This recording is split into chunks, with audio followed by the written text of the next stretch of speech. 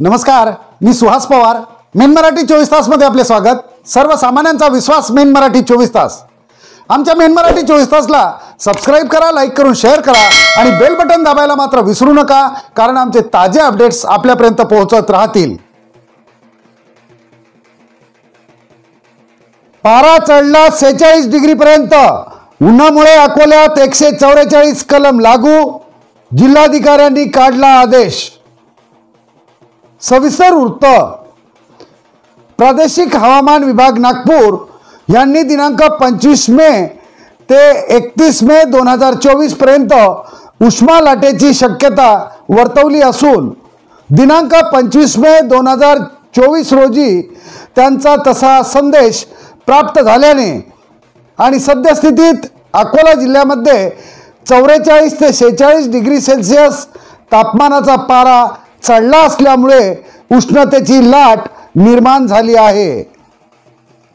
त्यामुळे उष्माघाताचा धोका निर्माण झाला असून सर्वसामान्य नागरिकांना, कामगारांना तसेच विद्यार्थ्यांना त्रास होऊ नये याकरिता आवश्यक सेवा पुरविणे, खाजगी क्लासेसच्या वेळेमध्ये बदल करणे तसेच इतर उपाययोजना प्रभावीपणे राबविणे आवश्यक असल्याने अकोल्याचे जिल्हाधिकारी तथा जिल्हा दंडाधिकारी अजित कुंभार IAS यांनी अकोला जिल्ह्यात दिनांक 25 मे 2024 रोजीचे दुपारी 4 वाजतापासून ते दिनांक 31 मे 2024 रोजीचे रात्री 12 वाजेपर्यंत फौजदारी प्रक्रिया संहिता 1973 चे कलम 144 चे आदेश लागू केले आहेत.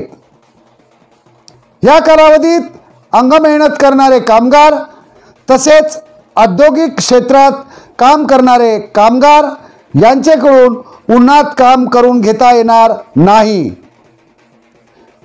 ज्या कामाच्या ठिकाणी अत्यावश्यक सेवा असेल अशा ठिकाणी उष्माघातापासून संरक्षणासाठी पुरेसे शेड तयार करणे, पंखे, कूलर किंवा तत्सम साधनांची व्यवस्था करणे तसेच पिण्याचे पुरेसे पाणी आणि प्रथमोपचार पेटी ठेवणे ही जबाबदारी संबंधित आस्थापना मालकाची राहील.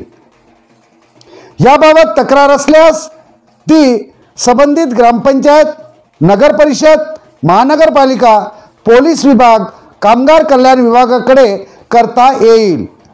खाजगी कोचिंग क्लासेसच्या संचालकांनी सकाळी 10 वाजेपर्यंत आणि सायंकाळी 5 वाजेनंतर कोचिंग सेंटर चालवावेत.